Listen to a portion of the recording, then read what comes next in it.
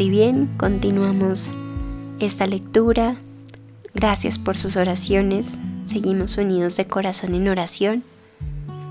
Recuerden que estamos leyendo la primera parte del capítulo 1 acerca de los preámbulos de la oración, algunas cosas para tener en cuenta y profundizar este camino de la oración. Estamos también con el Padre en el libro, siguiendo una parte del Éxodo con Moisés. Les continúo leyendo. Más adelante le echaremos un vistazo a los santos de hace 2000 o más años y los tomaremos como modelos para avanzar en este aprendizaje sobre la oración. Yo soy el Dios de Abraham, de Isaac y de Jacob. Moisés se cubrió la cara, pues tuvo miedo de mirar a Dios. Moisés tuvo miedo de mirar a Dios. Pero no miedo con el sentido de uno de los dones del Espíritu Santo, que es el temor de Dios, no. De hecho, yo creo que cuando hablamos de este don nos hemos equivocado, porque hemos hablado de tenerle miedo a Dios, y el temor de Dios no es temerle a Él, sino que es miedo a perderlo, es no querer perderlo. ¿Por qué Moisés se cubre la cara? Porque sabe quién es Él. Cuando alguien nos ofende o hace algo en nuestra contra, le decimos, ponga la cara. Cuando usted comete un error y lo descubren, se tapa la cara y dice, tengo vergüenza. Moisés sabía quién era y por eso se cubrió el rostro, porque la presencia de Dios nos sobrepasa.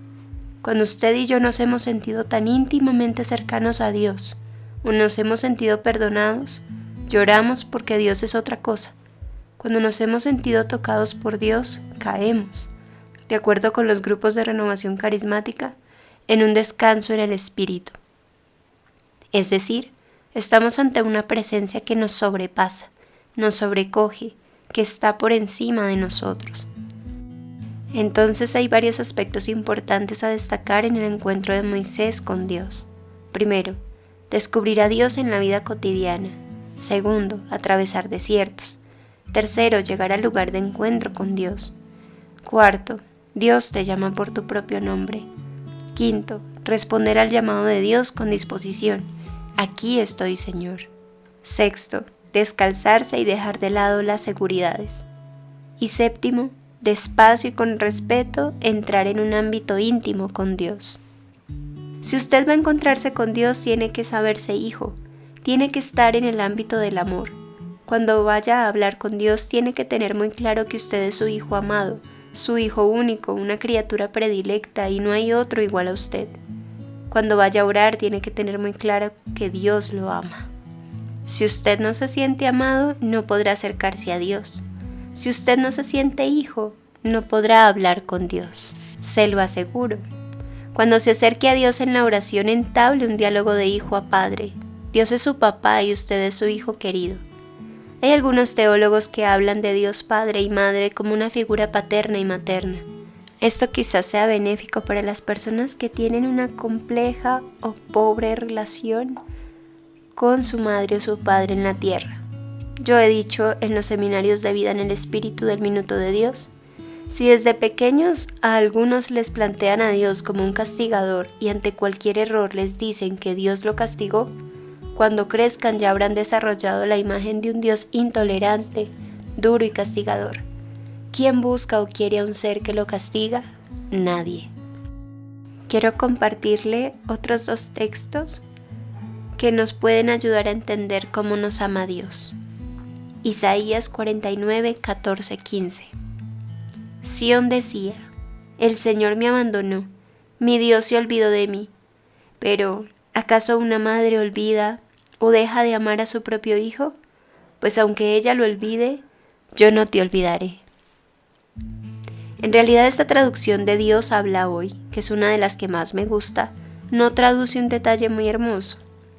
La traducción de la Biblia de Jerusalén dice, ¿pero acaso una madre olvida o deja de amar a su niño de pecho?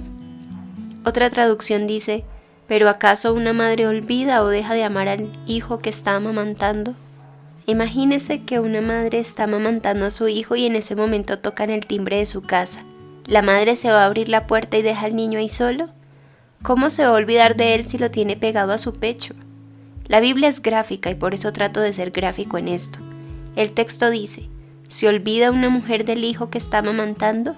Y dice Dios: aunque ella se olvide, yo no te olvidaré. Aunque eso pasara, que es casi imposible, yo no te voy a olvidar jamás. Isaías 54:10. Aunque las montañas cambien de lugar y los cerros se vengan abajo, mi amor por ti no cambiará ni se vendrá abajo mi alianza de paz. Lo dice el Señor, que se compadece de ti. Mire lo que dice el Señor. Aunque las montañas se vengan abajo, que eso no es fácil que ocurra, aunque las montañas cambien de lugar, imagínense ustedes el cerro Nutibara diciéndole al cerro del Volador: cambiemos de lugar, tú te vienes para acá y yo para allá. Dice el Señor: aunque eso logre pasar, que es casi imposible, mi amor por ti no cambiará. Es muy lindo eso. Dios nos está diciendo a ti y a mí: mi amor por ti no cambiará. Dios no es como nosotros, que si dormimos mal nos ponemos de mal genio con todo el mundo y ya no queremos a nadie. El amor de nosotros a veces depende de tantas cosas, pero Dios está diciendo que su amor por ti y por mí no cambiará jamás, no cambiará. Dios no te dejará de amar porque no vayas a misa, no te confieses o no hagas el rosario. Dios no te deja de amar por nada del mundo. Su amor no depende de que seas bueno o caritativo. Su amor es como el de nuestra mamá. ¿Usted vio alguna entrevista cuando mataron a Pablo Escobar?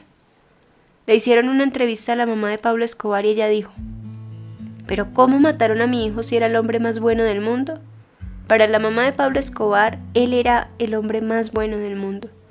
Un hombre que pagaba $1.000.000 para que mataran policías, que llenó de vicio a Medellín y medio mundo. Para ella era un hombre espectacular. Ella veía en él cosas que nadie más veía. En mi casa ya todos pasamos de 30 años y mi mamá todavía nos llama mis muchachos, mis niños. Somos todos solterones, pero para mi mamá somos sus niños. Dios te ama, te acerques a uno que te ama, a uno que te quiere, que ve en ti como una madre, cosas que nadie más ve. Los demás pueden decir cosas muy malas de ti, pero Dios dice: es mi hijo y lo amo. Isaías 43:4. Porque te aprecio, eres de gran valor, y yo te amo. Para tenerte a ti y para salvar tu vida, entrego hombres y naciones. Cuando voy a orar, tengo que tener muy claro que me acerco a uno que me perdona. Si usted no está consciente de que Dios lo perdona, no podrá acercarse nunca, ni siquiera podrá levantar su cara para hablarle, como lo hicieron Abraham, Moisés, Jesús o Pablo. Si no se siente perdonado, siempre que se acerque a Dios va a estar pensando en su pecado de hace 1 o 10 años. Hay personas que se confiesan 20 veces al año de lo que hicieron 15 años atrás. ¿Usted cree que Dios se acuerda de lo que usted hizo hace 15 años? ¿Usted cree eso? Hay personas a las que les gusta sentirse culpables, que les encanta hacerse las víctimas. Cuando uno se va a comunicar con Dios, tiene que acercarse a uno con el cual no siente vergüenza de hablar. ¿Ustedes han visto cómo los indígenas le hablan a uno? Un indígena nunca mira a los ojos, más bien mira hacia el suelo. Pero una persona de ciudad mira a los ojos. ¿Por qué? Porque una persona de ciudad sabe que es igual a la otra, que tiene derechos.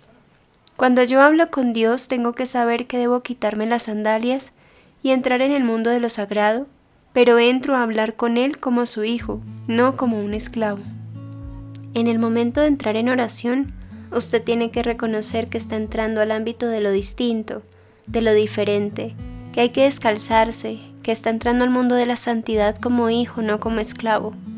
Como hijo porque usted y yo, por la sangre de Jesús, hemos sido perdonados, hemos sido reconciliados, hemos sido lavados de nuestras culpas, hemos sido lavados de nuestras miserias. Siempre me he preguntado por qué la gente tiene que entrar a una iglesia y lastimarse las rodillas. No lo he podido entender. Dios me escucha a mí si yo le hablo cara a cara porque soy su hijo. En Jesucristo nosotros nos hemos vuelto hijos. Ya no pertenecemos al ámbito de la esclavitud, pertenecemos al ámbito de la libertad. Y cuando vamos a orar tenemos que entrar al ámbito de la libertad, no de la esclavitud. Usted no tiene que estar mandándole recaditos a Dios con San Judas Tadeo y con este y con el otro, porque usted es su hijo y un hijo habla cara a cara con el papá. No tiene que estar mandándole recaditos porque es su hijo y puede hablar directamente con su padre. Bueno, hasta esta parte de hoy quisiera invitarlos a que profundicemos en cuál es la imagen que hemos construido de Dios. Si es un Dios Padre que en esa paternidad y en ese amor que también nos dice el Padre, nos habla de un amor maternal también, que justamente nos lleva a María.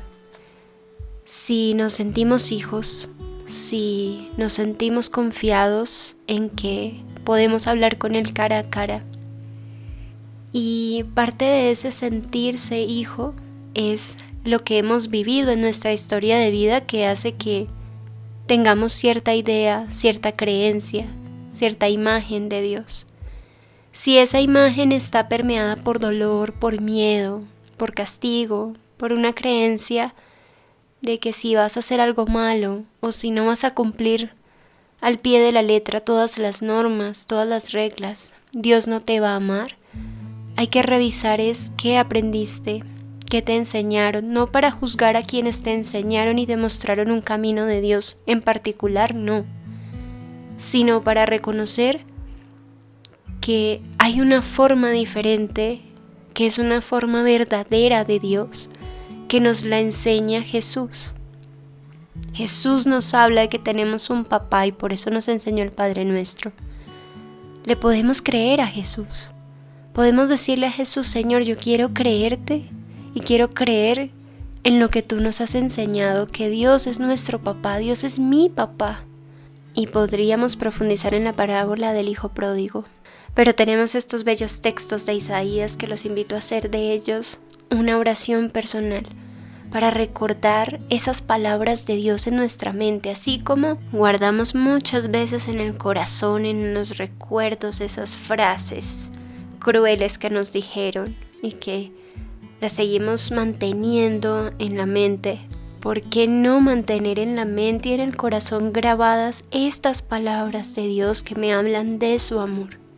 Que cada vez que venga a mi mente ese pensamiento de que Dios me va a castigar, de que Dios no me va a amar, que me va a retirar su favor, su gracia, su presencia, que no está conmigo, yo le diga a ese ego que habla por mí, a ese mal que se aprovecha de mi ego: mira, esto es lo que el Señor me dice en su palabra. Y yo en Jesús y con Jesús le creo a esa palabra. Y la mantengo en mi mente, la vuelvo mía, me apropio de ella. Y adicionalmente, pensar en el perdón, abrir la mente y el corazón a esa capacidad de perdonar, que es un regalo que viene de Dios, que cuando nos acercamos a ese Dios amoroso, misericordioso, ese papá que lo abrazo, en el que puedo llorar, en el que puedo quebrantarme y decirle: quizás no puedo más, o quizás me he equivocado, he fallado y siento que no puedo enmendarlo, y me abrazo en su presencia amorosa, que yo pueda cada vez más sentirme perdonado, porque cuando me siento perdonado y cuando me siento amado, yo reconozco que soy humano, tengo una miseria interior en la que estaré trabajando toda la vida hasta mi encuentro con Él en su casa, pero de esa misma manera voy a comenzar a amar y a perdonar a los demás. Antes no es posible, antes lo voy a intentar, pero aquí no se trata de intentarlo, sino de hacerlo. Entonces, que estas palabras que hemos leído de Isaías sean nuestra oración, nuestra certeza, nuestra verdad esta semana.